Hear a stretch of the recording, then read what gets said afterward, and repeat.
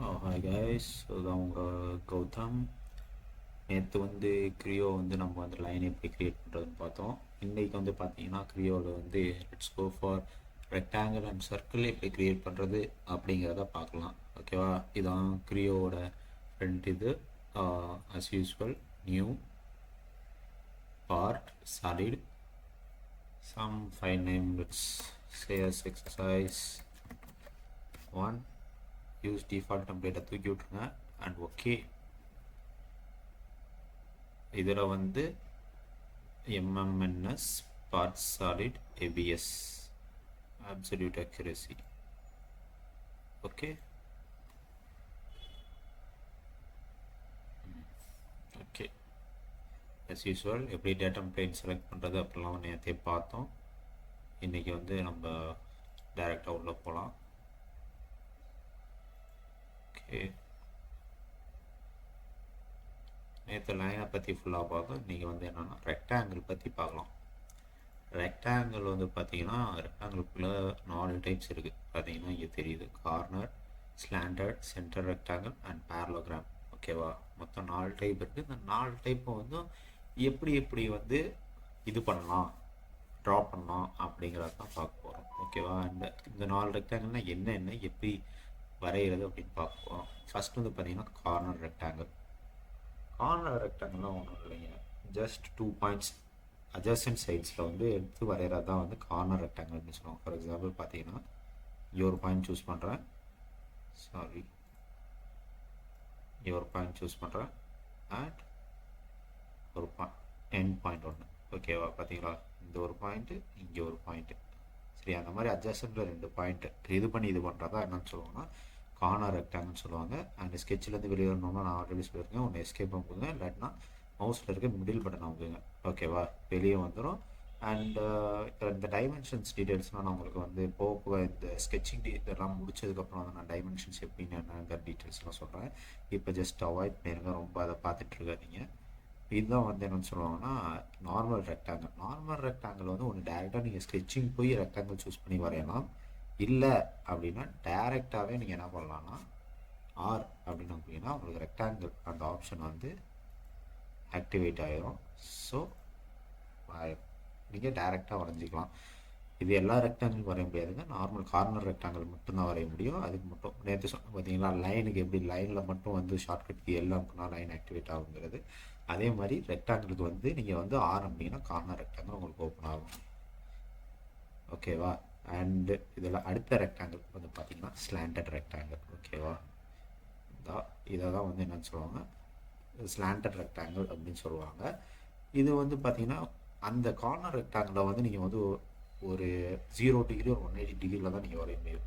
Angle வந்து நீங்கள் வந்து க்ராஸ் பண்ணியோ இல்லை ஒரு 10 டிகிரி 20 டிகிரி அந்த மாதிரி ஆங்கிளுக்கு வந்து உன்னால் வரைய முடியாது. பட் ஸ்லாண்டட் ஆங்கிள் அப்படி இல்லை. ஸ்லாண்டட் ஆங்கிளில் வந்து நீங்கள் வந்து எந்த ஆங்கிளில் வேணாலும் வரையலாம், ஸ்ட்ரெயிட்டாக கூட வரையலாம். பார்த்தீங்களா? இதுவும் என்னன்னா அதே மாதிரி கார்னர் ரெக்டாங்கிள் மாதிரி 2 பாயிண்ட்ஸில் தான் இதாகும். அண்ட் ஒரே ஒரு டிஃப்ரென்ஸ் என்னன்னா அந்த ஆங்கிள் எந்த ஆங்கிளில் வேணாலும் நீங்கள் போடலாம். இப்படி தான் அப்படிங்கிறது அவசியம் இல்லை. ஓகேவா? இதான் வந்து ஸ்லாண்டட் ரெக்டாங்கிள் அப்படின்னு சொல்லுவாங்க. அடுத்தது வந்து பார்த்தீங்கன்னா நம்ம என்ன பார்ப்போம் பார்த்தீங்கன்னா சென்டர் ரெக்டாங்கிள் அப்படின்னு பார்க்க வரோம்.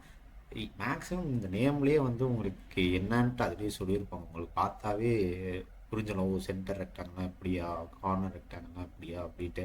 அதே மாதிரி சென்டர் ரெக்டாங்கிள்னால் வந்து பார்த்தீங்கன்னா ஒன்றும் இல்லை, ஜஸ்ட் சென்டர் அண்ட் ஒரு பாயிண்ட் அவுட் சைட் ஒரு வெர்டெக்ஸில் ஒரு பாயிண்ட்டை சூஸ் பண்ணுறது தான் வந்து என்னன்னு பார்த்தீங்கன்னா சென்டர் ரெக்டாங்கிள் அப்படின்னு சொல்லுவாங்க. பார்த்தீங்களா? இங்கே ஒரு பாயிண்ட் சூஸ் பண்ணோம், அடுத்து இங்கே ஒரு பாயிண்ட் வெர்டெக்ஸில் சூஸ் பண்ணிங்கன்னா இதை தான் வந்து சொல்லுவாங்கன்னா சென்டர் ட்ரையாங்கிள் அப்படின்னு சொல்லுவாங்க. ஓகேயா? டெலிட் பண்ணிடலாத. அடுத்தது வந்து பார்த்தீங்கன்னா வந்து பேரலோகிராம். பேரலோகிராம்னா உங்களுக்கு என்ன இருக்குன்னு என்ன தெரியும், 2 opposite sides of parallel is called parallelogram. ஓகேவா? பேரலோகிராம் எப்படி வரையுது பார்க்கலாம்.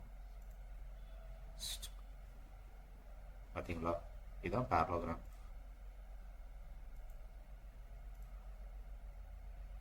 கிட்டத்தட்ட பார்த்தீங்கன்னா ஸ்லாண்டட் ரெக்டாங்கிள் மாதிரி தான் இருக்கும். But the opposite sides are parallel in this. ஓகேவா, கிட்டத்தட்ட அதே ஃபீச்சர்ஸ் தான். இது வந்து இது வந்து பேரலோகிராமு. இதே வந்து நம்ம வந்து இதில் ட்ரை பண்ணி பார்க்கலாம், ஸ்லாண்டர் ரெக்டாங்கிளில் போட்டால் எப்படி வருது அப்படின்ட்டு. பார்த்தீங்களா டிஃப்ரென்ஸு? கிட்டத்தட்ட சேம் இது தான் வரைகிறேன்.